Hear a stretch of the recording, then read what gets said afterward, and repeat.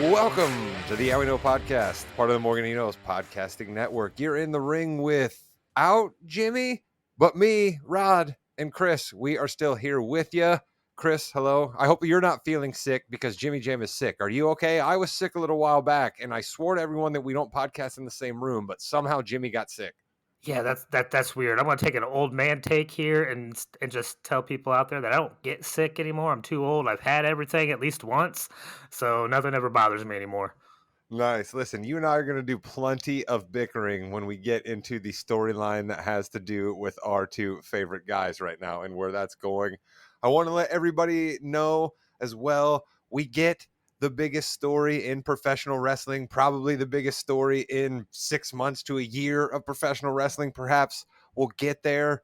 But Chris and I first want to go over the results of the War Games pay-per-view Survivor Series happened up in Chicago over the weekend. We're recording this on Tuesday evening, happened on Saturday, but we're still going to go over it anyway. We're a weekly show, Chris. What do the people want from us? We're a weekly show. We got to go over the pay-per-view, right? Yeah, our listeners would be upset if we didn't talk about the premium live event that just happened. There we go. All right, so we opened the show with the women's War Games match. Did you like the decision to have the show open with the War Games and end with the War Games match? Yeah, I didn't mind that at all. I think it was good, and I'm gonna tell you this right now. I really think the women's war game was the match of the night for me. Wow. All right. We can chop that up as we go along. But the women's War Games match probably saw the spot of the night. I will give you that, right? I don't know if I want to go as far as saying the women's War Games match was the match of the night, but it certainly had the spot of the night when Io Sky, the genius of the Sky herself, went up to the top of the cage, then pulled up a trash can, right? Kind of like with a grappling hook type idea, pulled the trash can up to herself, put that over her body, and then jumped off the top into the ring full of other contestants. What did you think when you saw that spot? Oh, that was phenomenal for me. I loved every second of that. I love it when they go high, and the fact that she was willing to put on a trash can and essentially jump blind into the ring is something that you have to have a lot of trust, not just in yourself, but the people in the ring as well, to help catch you essentially with a huge aluminum metal trash can covering your whole body. She That's almost fit right. into that thing. Yeah, she really does. Like you can only kind of see her shins basically at that point. So she becomes just an entire trash can now. You and I are smart enough to believe that that might not feel as hard to the touch as a regular trash can, where they probably prophesized that just a tad bit, but it definitely still hurts. And there's no doubt that that move becomes more about everybody in the ring moving to where they need to move to, and they had to have practiced that at least once or twice, so Io knew at least how hard she needed to push off the top of that cage. Because Do you think she practiced without the trash can though? Because I see them practicing it without the trash can. yeah, definitely without the trash can, but she was in that same sort of position, right? And I think she tried to keep her body locked the way it would be with the trash can, you know what I mean? So she was just getting down how hard she needed to jump out to basically at least be able to be caught. But I mean, that's just my guess. I've certainly never been down to the WWE Performance Center. I don't know, maybe your travels have brought you through there, Chris. We haven't ever asked you that on this podcast, but I've never been down there. Listen. When I was around those training centers, there wasn't a centralized one in Orlando, all right, or wherever it's at. Like you had Ohio Valley, you had Nashville, you had Chicago, you even had up in I want to say not Lansing, Michigan. No, I can't remember now. That was a long time ago. Well, don't forget, you could even go up into the Great White North, right? You had the Hart Family Dungeon. I mean, there's a bunch of wrestlers that came out of there. Yeah, there was a period of time I wasn't allowed into Canada, Rod. That's very true. That's tough to do as well. The Canadians are such welcoming and opening people. You really had to, but like, we can't get into that. This is a family friendly podcast. They have forgiven me. We have 3 matches then between the women's War Games match. I'll just wrap them up quickly this way, and then we'll talk about the points we feel like need to be talked about. Carlito versus Santos didn't happen. Didn't happen, Chris. We had Carlito go down with an injury on SmackDown, and Dragon Lee was subbed in. What'd you think of that move? I liked it. I have enjoyed every match that Dragon Lee has been in since he got onto this main roster. I think he's exciting. He has some phenomenal moves that I'm not familiar with or have seen a lot of, which I enjoy. Um, I was really happy. I am a much bigger Dragon Lee fan than I am Carlito.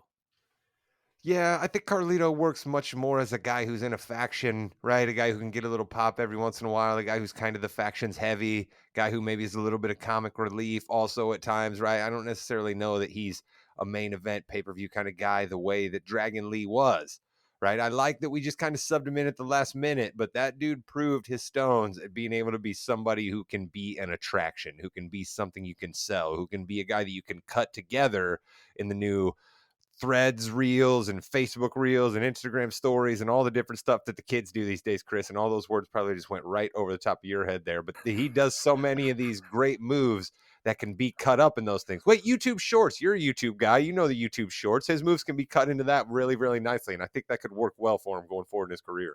Yeah, that's going to push him forward. I mean, having little spots where you can show a 60-second clip of him doing something crazy or phenomenal or something you haven't seen before is really going to help him out. Do you think it hurts that he didn't then win the match? Because we all then ended up still making our prediction correctly that Santos Escobar was going to get over and completely just come across like a heel. Do you think that hurts Dragon Lee that he took a loss, or not really because it was his first event? I actually think I picked Carlito. I think I was the one against the grain on that. Ooh. So I was actually kind of pumped that I was like, if they have Dragon Lee in this match, there's a real better shot of me winning that bet as Escobar You thought we losing. would give you Dragon Lee since you had Carlito. Well, I had Escobar losing, so I figured yes. Okay. And That's probably true. We probably would have done that. As much as I'd like to give you grief, I probably would have allowed that. yeah, but I have to say that it's probably still best for Santos's his storyline if you're going to turn him full heel for him to win this match. Yeah, I think he came across well as a heel. He really did, right? Like I think in the space where we have so many guys, right? We talk about this so often that we like what stories can we tell, who gets a push, not everybody can have a belt, right? One thing that can help have more storylines that are at least, you know, enticing to us, right? Something that we want to sink our teeth into, something we want to pay attention to even if there's not a belt involved. You've got to have good heels, right? So anytime we can turn somebody evil and it's believable, right? They seem to embrace it. They seem to be good at it. I'm all for it. And Santos is in, man. The Legado Fantasmo music that's coming back for him, right? The shirts that he wears, just the smug look on his face. Like, I absolutely buy Bad Guy Santos. And I don't know how much I bought Santos as Rey Mysterio's little lapdog, but Bad Guy Santos, I'm in, Chris. Yeah, no, give me that Miami douche looking Santos, all right? Because yeah, I'm in it for him as a heel like that. He looks good, and he's working the mic rather well in that heel spot too. I like that you said Miami there because I get a little Razor Ramon vibes with his shirts, right? And there's nothing wrong with making everybody think of the bad guy, right? Thinking of maybe if he comes out with a toothpick, that'll just be chef's kiss. All right, let's move on to a match where I think I might have been a little more excited for this match than you because I think I've come around more on the Miz, but I don't know. Maybe correct me if I'm wrong here. Were you excited in this match, Miz versus Gunther? Because I thought it was pretty exciting at moments. Yeah, it was a good match. And listen, I think I told you guys maybe a couple weeks ago that that one three-way match that Miz was in, I actually saw him as a legitimate wrestler in the ring instead of just some mouthpiece doing whatever with the Miz show. So I was again impressed with his work in the ring, but I wasn't as excited for this match as probably you were because I didn't see any chance of him having against Gunther. See, when he hit Gunther with the kick below the belt and then he hit the skull crushing finale, like Chris, I popped up out of my chair, man. Like I was there in the crowd. I was like, oh my goodness, come on. Cause I really did think you take the belt from Gunther here. It's not that big of a deal, right? People are going to kind of forget about it through the holidays. He's still a big deal. We don't have to deal with it at Rumble or WrestleMania, but clearly the WWE didn't see it that way. Yeah, no, and I got to be honest with you too. During that 60 seconds to a minute and a half segment right there, there was a tiny little thing in the back of my mind. It's like, are they going to give it to the Miz? And but that was a great near pinfall. So go Gunther. His As reign I've said many continues. times before, man, near pinfalls are probably the most exciting part of a wrestling match. All right, let's quickly touch on this match. And I only say quickly because it just didn't last that long. Zoe Stark, Rhea Ripley. Zoe Stark loses on Saturday, turns around and loses on Monday night to Nia Jax. I don't think we'll talk about that one much other than to say it that way, Chris. What are we to think of Zoe Stark here moving forward? Um, I'm gonna try to channel my inner Jimmy right now. All Okay, right, and I think good. it's the I think the writers don't know what to do, or they're not giving her the right type of story to tell, because essentially she's right back to where she was before they gave her this little bit of push. I mean, it was essentially either all for naught or just a holding pattern until Nia Jax was capable enough in the ring again or something. But I don't know, because she lost all kinds, especially after losing to Nia Jax. Like, Nia Jax could have lost that match and it wouldn't have changed how I thought about her whatsoever. But with Zoe going back out there and losing to Nia Jax right after she lost to Rhea, essentially her story doesn't go any further now unless Yeah, something changes. yeah, because she like the other thing that I thought was interesting about it is like, okay, we all maybe don't like Nia Jax that much, but as you said, we get the deal with her, right? She's big, she's the biggest force in the WWE women's side, so we get it, right?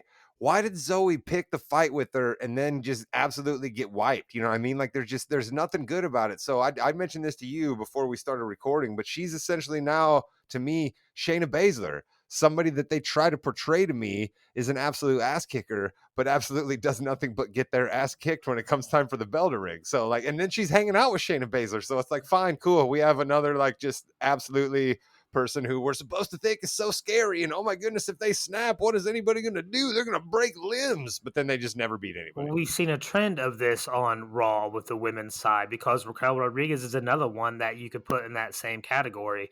Supposed to be a badass, supposed to be tough, continues to lose. It's with new entrances on the male side, and again, wrestlers, I promise we're going to get to the big return here in a few minutes. We're 11 12 minutes into the podcast. Listen, if Jimmy was here, we'd have gotten into it right off the top, but Chris and I are just not as huge. Well, listen, I'm not going to give anything away. Men's War Games match, boom, sirens hit, Ozzy starts blaring, Cage comes down, here we go again. Chris, we are let known before this match, Randy Orton still not in the building. Did you find it effective at all that they kept not giving us Randy Orton? Yeah, I did. I'll just say this, that last week's episode, you guys had mentioned how Chicago is a very rowdy, unpredictable audience, and that if they didn't announce who was going to be there, the Chicago crowd could have gone nuts if someone else didn't show up. So when this happened, I was like, okay, so either they jumped the gun and he's not going to be able to make it because he's not clearing medical or whatever, or something I else is wondered that happening. too. I definitely wondered that myself. But I also thought, it's like they really wouldn't have said it on Monday if they didn't think it was going to actually happen on Saturday.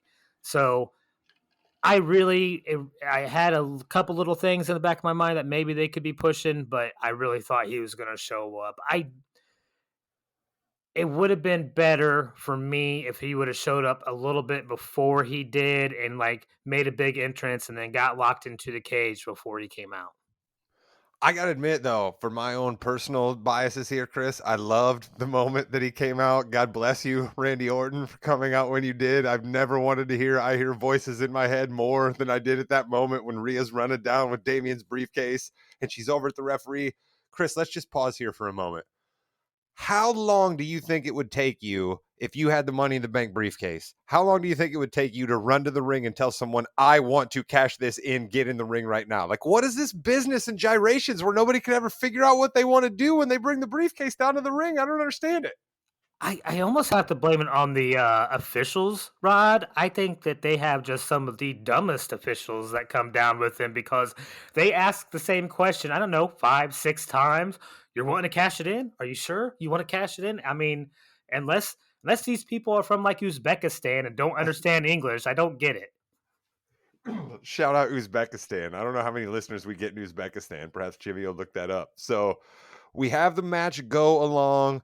A lot of good spots, right?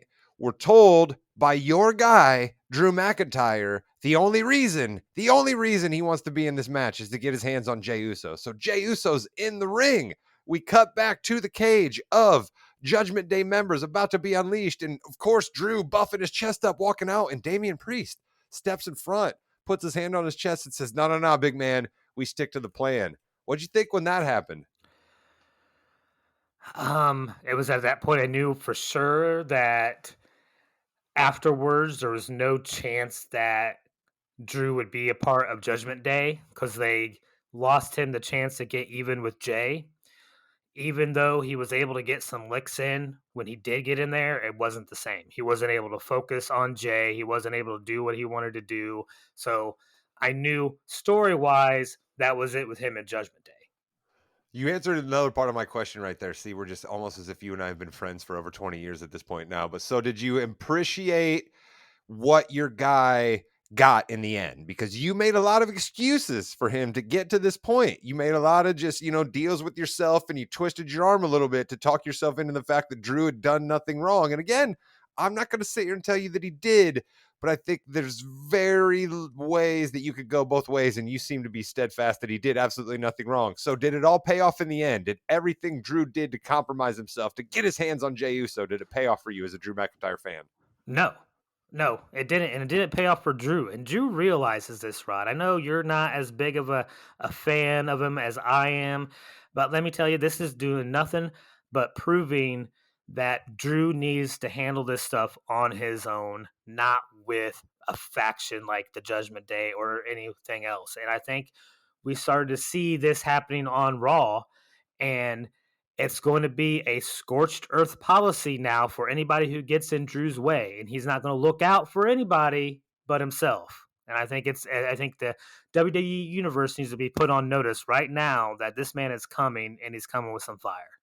All right, let's get to it right here and now. And no, not the big return at the end of War Games. That's not what we're going to get to right here and now.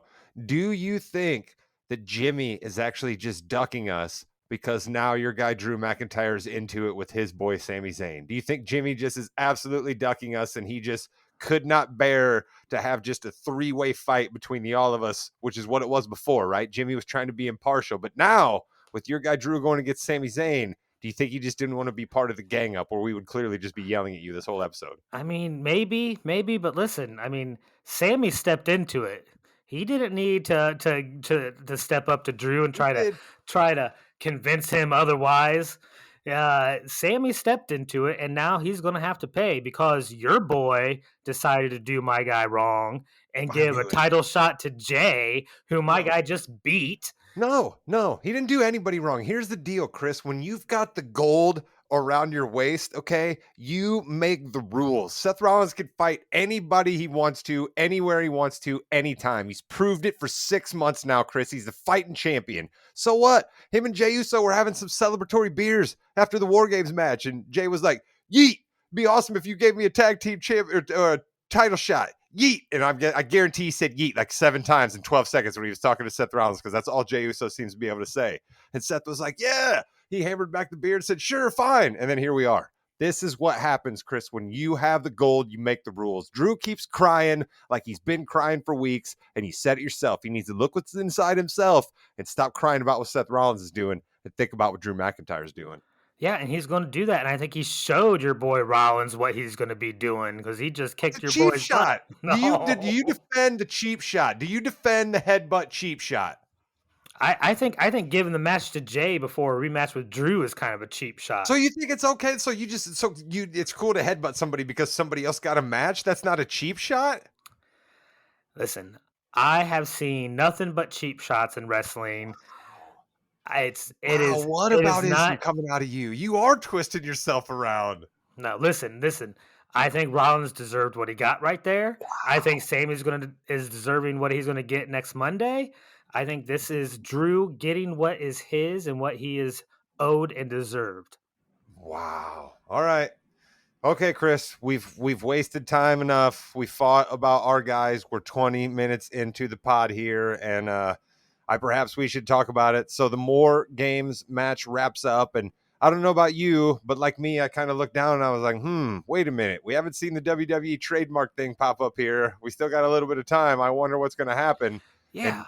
I was like that too. It's like, wait a minute. I feel like this ended a little bit earlier than what it was supposed to. Like we should have had at least like maybe 5 more minutes of match is what I was thinking. Yeah, we didn't quite get 5 more minutes of match, but we got living color, cult of personality, the CM Punk logo on the screen in the back. Pause for a second. We don't see anything.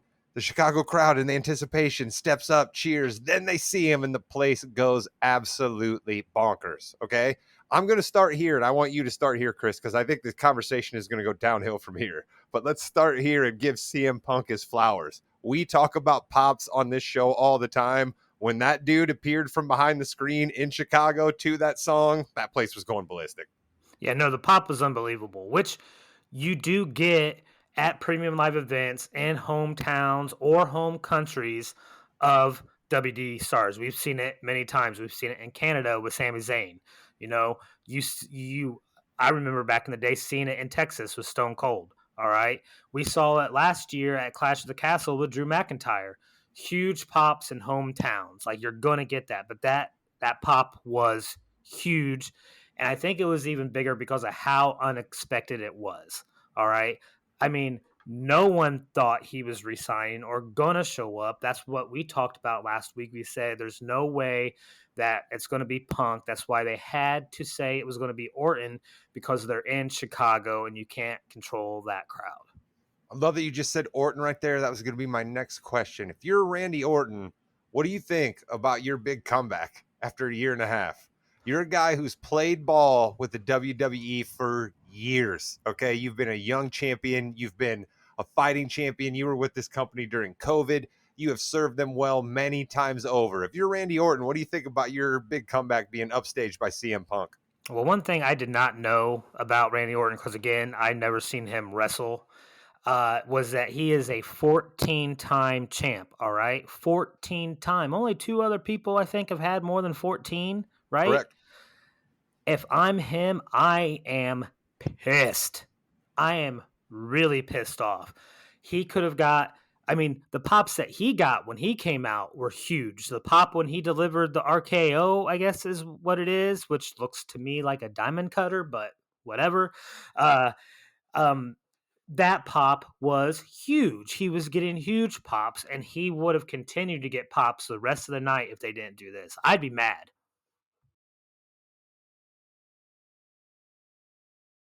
You got to be hot too, since you're not even wanting to respond to Good that. Lord. See, again, I don't usually host this show, folks. I'm usually the takester on the wrestling side. I'm an experienced podcast host of almost 300 episodes at this point, but not usually the wrestling show. Orton came back and looked fantastic. I mean, absolutely fantastic. Now, is it possible that we have some sort of a scientific cocktail working through Randy Orton?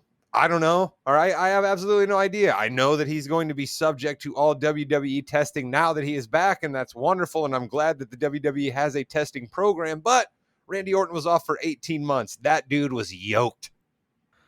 Yeah, you want to talk about what wrestlers should look like? I mean, that's about as close as you can get. I mean, chiseled from stone, you could you could say, because it didn't matter what type of pose he was out there or what position he was in. That dude looked like he was carved out of stone every single time.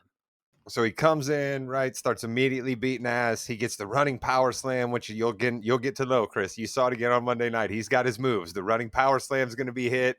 He's going to get guys on the second rope with the DDT. That's going to be a big move. But you said it yourself. That RKO and JD McDonough. God bless JD McDonough. That dude has been doing nothing but getting his ass handed to him for like 6 weeks trying to join the Judgment Day.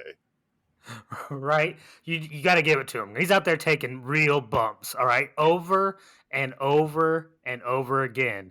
Dom's gotten so much heat now, they can't just send him out there to take all those bumps. That's a good reason why JD's there, I think, is to take all these bumps. Doesn't matter if he's got a neck collar and injured, he's out there taking bumps. Oh, so they move him up to the top. Cody throws him off, and Randy RKO's him from the top. It was absolutely amazing. And then Cody gets the finish, Damian Priest with the diamond cutter. Something that Jimmy sort of actually predicted, I think. Didn't he say that match was going to end with Cody Rhodes pinning Damian Priest? Oh, I think it was somebody was getting over on Damien, of course. I think that he was saying that was the only person they were going to let get pinned, him or JD. Yeah, I think Jimmy did call that. So shout out to Jimmy there. He'll catch us up on all the picks because Jimmy's the one who wrote the picks down. I didn't write any of the picks down. Sorry, I can't catch us up on that. So Punk comes out on the end.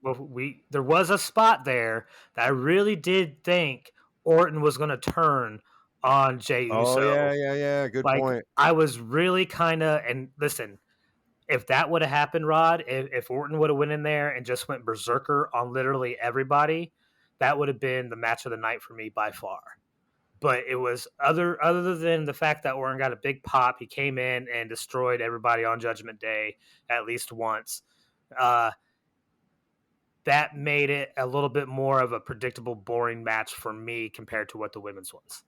Yeah, I think you're right. And to tell you the truth, I think the fact that the good guys won the first women's war game and then the good guys won the second women's war game sort of made it a bit boring. I think perhaps that's why Triple H wanted CM Punk to come out at the end. Punk said nothing at the end of the WWE premium live event. We'll move on to Monday night, but I will say that I believe the match of that pay-per-view was actually Dragon Lee versus Santos Escobar. All right, the War Games matches were both what they are. It's not fair to put a single match up against the War Games match because you have so many people involved. You have a cage, you have timers, you have spots, you know what I mean? All this different stuff. But that Dragon Lee Santos match was something else, man. You got some moonsaults, you got some great moves we had never seen before. You got some hard-hitting knees, and Santos is the real deal, and Dragon Lee is the real deal, and that was a well-executed match. So that gets my match of the night.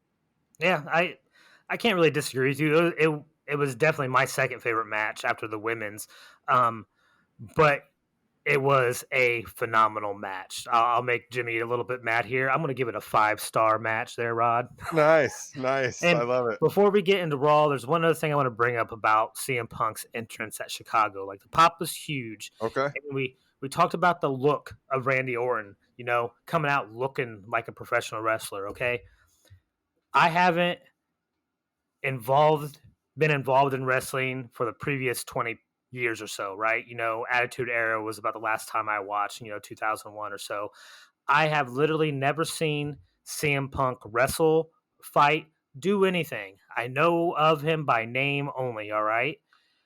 This guy walks out there looking like, regular YouTube dad type guy. Gray. I mean, nothing spectacular. He did not look like a wrestler to me at all. No, not he definitely impressed. did not. He definitely did not. Wearing just a plain white T-shirt, you know what I mean? Like, just didn't have incredibly long hair, you know what I mean? Which is definitely also usually a wrestling staple. So, he's got a gray beard, basically. So, yeah, no. And then jet black hair. I'm sorry, but that makes it look like a toupee. Yeah. All right? He looks like Lute Olson out there. Lute Olson.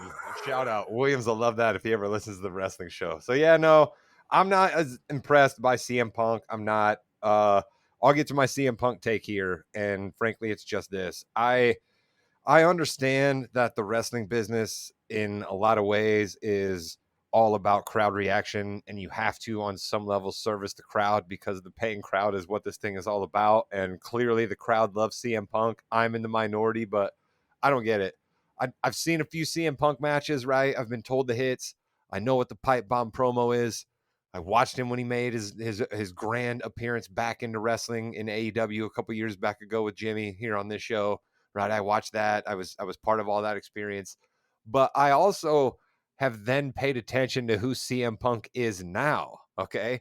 I'm not attached to who CM Punk was before, as Chris stated. I'm talking about who CM Punk is now.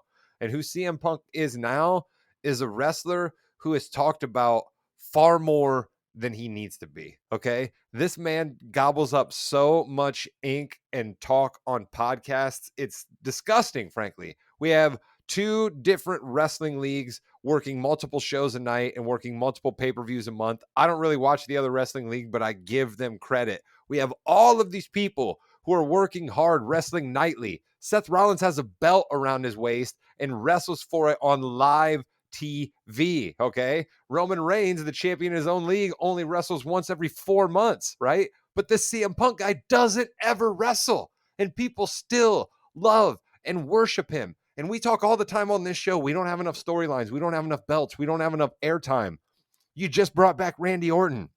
We're trying to make Shinsuke Nakamura something. You brought back Cody Rhodes a couple of years ago, and you're trying to tell this long-term story where he's going to win the belt. Meanwhile, Roman Reigns is sitting on 1,200 days of the belt. What are we going to do? What are we going to do with all of these people? And meanwhile, you bring somebody out at the end of Raw and you have a big sign up behind him that says the best in the world. Why in the world am I supposed to believe that? This guy hasn't wrestled anybody for 10 years. He's the best in the world, but you're trying to tell me Roman Reigns is putting up a streak that hasn't been done since Hulk Hogan, but yet this guy's the best in the world? Seth Rollins comes out here and works every night, whips the crowd into a frenzy, but this dude who gets in fights with his co-workers in the back room, he's the best in the world? It's disgusting to me, quite frankly. Triple H, everybody gives him his flowers. I can't say that he does a bad job. I don't know enough about the business yet, but if you ask me, Chris, all this guy really does is keep serving up, here's this person back, and here's this person back, and here's this person back, and here's this person promoted from NXT. Tell me something Triple H has done other than promote somebody or bring somebody back. I mean, I don't think I can. You and Jimmy definitely get deeper into the Triple H, Vince McMahon aspect of it all. All right. As a guy who can't judge CM Punk by anything he's done in the past, I don't know, but I am kind of glad that you brought up something that I really wasn't too sure about. I guess that's fights with his coworkers and the dressing rooms and everything. Now, I did bring this up to you in our pre-show text chain, right? And you told me this was a work. I'm not sure if this was, and I'm talking to untelevised footage of Seth Rollins having to be held back at the end of the Premium Live event on Saturday. And you could hear him, or, I mean, you could literally read his lips about what he said. And he says, I don't care. He better not be back there when I get back there, or I'll effing kill him. All right. That's what Rollins said about CM Punk. Now, I also heard that CM Punk wasn't even signed with WWE until Saturday during the day. So there's a legitimate chance that some of the stars that were out there on Saturday night did not know he was going to show up. You are absolutely correct in that. I will give you that there is a very good chance, probably a better than good chance, that a lot of them did not know that was going to happen at the end. But here's what I will tell you. Seth Rollins is a professional, okay? He's carrying the belt of a company right now. He understands every single time he is out there that he is in front of a crowd and that he has to be basically performing, okay? If he felt that way about CM Punk, which in his heart of hearts he might actually do, I guarantee you he would keep that underneath his hat while he's out there in front of everybody and then do it backstage. Okay. The fact that it was out where somebody could record it and then put it on social media, to me, makes it a work. Is it a good work? Is it an exciting new way to try to tell wrestling stories? Absolutely. But it's definitely a work, because I don't believe a guy like Seth Rollins, who's been in the business for as long as he had, would be that unprofessional and break character like that in front of an audience. I kind of hope you're right. I hope it is a work. If it is a work, I think it is a fantastic work. Here's my other issue about these two big comebacks that came on Saturday. And it's not as much against Orton, because Orton was already under contract. He was away due to injury. He's been a part of the WWE for a long time. All right. But bring in another guy like Punk back, who gets the pops, who's going to be on the upper tier apparently of WWE right now. That tells me that there's less room for guys that I know we all enjoy, like LA Knight, getting shots at titles. Like, how many people does this push back down the list? And I'm also concerned about my boy Drew. Now that we have Punk and Orton back, Drew had a shot a year ago at Clash of the Castle and got robbed because of the bloodline. Is he getting pushed back down now? So, like, I mean, I get that Punk has a history, but apparently he hasn't been in the WWE for 10 years. So why all of a sudden does he get moved up to this front of the line? It's just because of the heat he brings? I think so, I guess, right? Like, Jimmy always talks about it all the time that they're not great at long-term storytelling, but we have to just give Triple H his due here. As much as I kind of criticize him a little bit for just being, only bringing people back, the guy does seem to be pulling the right strings. So perhaps he has a good grand idea for CM Punk here. But Chris, let's not forget this as well.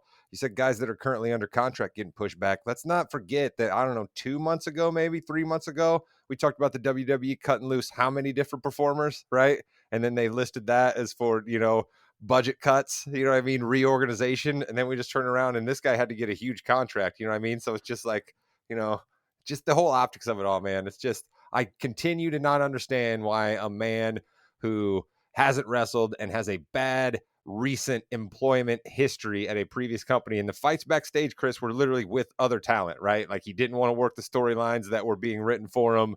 There wasn't as much of a script, so guys in AEW were breaking bad on one another, past relationships. I don't want to get into all that, but literally fist fights with other people in backstage, right? And you're bringing this guy back. I don't understand it. I mean, this sounds like a worse Shawn Michaels.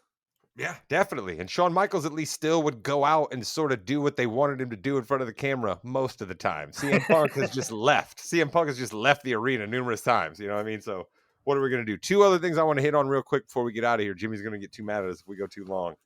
We also had the reappearance of one of my new favorite heels, Shinsuke Nakamura. Chris finally revealed who he's been cryptically talking about for weeks. What'd you think of the big reveal? I mean, it's good. I like Shinsuke getting uh new stories, new threads to go. I like keeping him relevant. I enjoy his matches, and I think matches with Cody can really do some good pops. I think we can see some good matches. I think this is absolutely perfect for the 9-week walk up we are now dealing with until Royal Rumble, Chris. We are not going to have a premium live event in December, and then the Royal Rumble doesn't happen until the end of January. So we're going to have a 9-week buildup. So we're going to need some sort of story to pay off on Monday Night Raws and Friday Night SmackDowns, right? They're going to be right around the holiday times, and this will be a perfect main event of a Monday Night Raw right around the New Year's, maybe. I'm not sure. I'm not looking at the calendar right now. New Year's Day, New Year's Eve, something like that, maybe for a Monday Night Raw. This would be a perfect main event, no? Oh yeah, really, you can put those two guys on any Raw main event, and it's going to make that Raw better because for one, it's going to be a good match, and for two, you can really maybe make this Shinsuke heel character a little bit more heel, get a little bit more heat that way. I think it's I think it's good for the WWE have more individual type heel characters instead of the factions all the time. Yeah, that's good. I want to say boo to the Mist. I hate the Mist out of Asuka. Not excited to see the Mist making its way to being a Shinsuke thing. But we'll go out on this, Chris. I say bring me more tag team gauntlet matches. You say what? I say yes. In fact, don't stop at tag team gauntlet matches. Bring me any gauntlet matches, all right? I love them. I love seeing a guy or guys out there, you know, trying to prove their worth through multiple tiers of dudes coming at them. Bring it on, It's like video game levels almost, right? It's like you got to beat the mini boss, then you got to beat the big level boss, then you got to beat the end of the game boss. right? Yeah, I love that type of wrestling. Like I enjoyed every minute of that tag team gauntlet, even though I don't know much about these Creed brothers, but they impress me. They're not pushovers. They're some tough dudes. So going in, we were told that DIY, the new Alpha Academy with Tozawa in place of Chad Gable. We had the Imperium, of course. We had the Brawling Brutes. We had the Creed brothers who ended up winning. And of course, Chris, because it was a tag team competition, the New Day was, of course, involved. Yes, the New Day always has to be involved. I believe this can coincide with the coming back of one of your favorites, I guess, R-Truth. Ah, R-Truth. It was fun to see R-Truth back. I don't know that we'll see R-Truth wrestle a whole heck of a lot, but having R-Truth back there to just do exactly what he did, carry around some jelly rolls, piss off Judgment Day, and say funny stuff, R-Truth is the best. Love me some R-Truth. Yeah, I don't know much about him, but yeah, he made me laugh every time I saw him on Saturday and on Raw. And Creed brothers, man, I think it's Julius Creed was the guy who's the tall one that didn't wear the shirt. That dude, man, holding guys up in the air and working dudes from the ground up into suplex positions, and I mean wrestling through basically 4 different teams. I think they had to. Like, shout out to the Creed brothers, man. I'm with you. I didn't know anything about them. I don't watch NXT, but they impressed the hell out of me. So I'm looking forward to them getting it on with the Judgment Day. Why not give them the belts? I want the belts off the Judgment Day. Why not give it to them? Yeah, no, I'm with you. I really thought maybe um, Montez Ford and them would really take the belts. Um, the Street Profits, I was really upset that they didn't get it. I thought they were You and getting the Bobby right Lashley, push. like I'm like I gotta admit, I'm sort of over this whole gimmick where Bobby Lashley just gets mad at the Street Profits for losing. Like, come on, everybody Yeah, doesn't no, win all the time, Bobby. I thought they were getting the right push, right? And I thought that was the perfect team to take it away from Judgment Day. I really did. And I thought with Lashley pushing them and everything, we would see that change, and we didn't.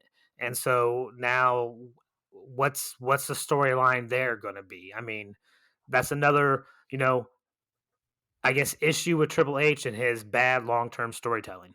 Yep, you are on to something there. So, hey, we did 40 minutes without Jimmy Jam, Chris. Did you ever think, if I'd asked you 6 months ago, hey, at some point in the future, you and me are going to do a 40-minute wrestling podcast, just you and I, what would you have said? I would have said I don't think Jimmy will allow it. The last time we tried that, he spent like 30 minutes of the next episode just berating us for what we our opinions and what we said.